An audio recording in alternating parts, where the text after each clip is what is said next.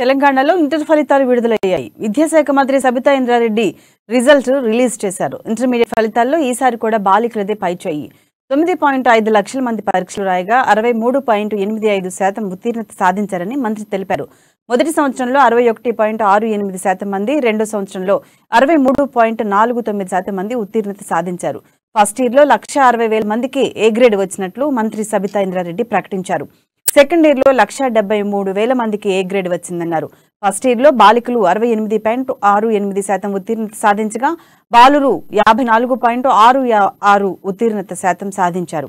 Second ఇయర్లో బాలికలు 71.57% ఉత్తీర్ణత సాధించగా బాలురు 55.6% ఉత్తీర్ణత సాధించారు. కాగా మార్చి 15 నుంచి ఏప్రిల్ 4 వరకు ఇంటర్ పరీక్షలు జరిగాయి. ఇక రేపటి నుంచి రీకౌంటింగ్, రీవాల్యుయేషన్ కు అవకాశం కల్పించనున్నారు. ఫెయిల్ అయిన విద్యార్థులకు జూన్ 4 నుంచి అడ్వాన్స్డ్ సప్లిమెంటరీ పరీక్షలు ఉంటాయని మంత్రి తెలిపారు. ఇదిలా ఉండగా ఎంసెట్ లో ఇంటర్మీడియట్ వెయిటేజ్ ఎత్తివేస్తున్నట్లు మంత్రి తెలిపారు. విద్యార్థుల్లో ఒత్తిడి తగ్గించేలా ఈ నిర్ణయం తీసుకున్నట్లు ప్రకటించారు. ట్రైబల్ వెల్ఫేర్ జూనియర్ కాలేజ్ లో 84% రావడం జరిగింది. కంగ్రాచులేషన్స్.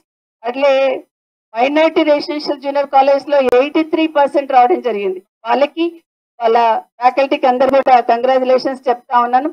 అట్లాగే ప్రైవేట్ ఎయిడెడ్ కాలేజెస్లలో బాగా తగ్గింది కాబట్టి డెఫినెట్ గా నెక్స్ట్ వీళ్ళను కొంత ఫోకస్డ్ గా చేయాలని ప్రయత్నం చేస్తూ మా అధికారులకు కూడా రిక్వెస్ట్ చేయడం జరుగుతుంది. అదేవిధంగా 46 అదేవిధంగా స్పోర్ట్స్ జూనియర్ కాలేజ్ లో Telangana government sports junior colleges లలో 75% అచీవ్ కావడం జరిగింది. వారికి కూడా కంగ్రాట్స్ చెప్తా ఉన్నాను. అట్లాగే సెంట్రల్ గవర్నమెంట్ జూనియర్ కాలేజెస్ ఉంటాయి కొన్ని రైల్వేస్ అనేవి ఇవి వాళ్ళకు కూడా 72% అచీవ్ కావడం జరిగింది. వీళ్ళందరికీ కూడా కంగ్రాట్స్ చెప్తూ ఈరోజు ఈ పర్సెంట్ ఎందుకు చెప్తున్నామంటే మిగతా వాళ్ళు కూడా పోటీ పడి అదే విధంగా అదే పర్సెంటేజ్ రావడానికి మిగతా వాళ్ళందరూ కూడా పోటీ పడి చేసేటట్టు పిల్లలకి మంచి చదువు ఒత్తిడి లేకుండా అర్థమయ్యేటట్టు వాళ్ళు బాగా అయ్యేటట్టు మనం అందరం ప్రయత్నం చేద్దామని కూడా మరొకసారి తెలియజేసుకుంటూ అందరికీ కూడా మరొకసారి కంగ్రాచులేషన్స్.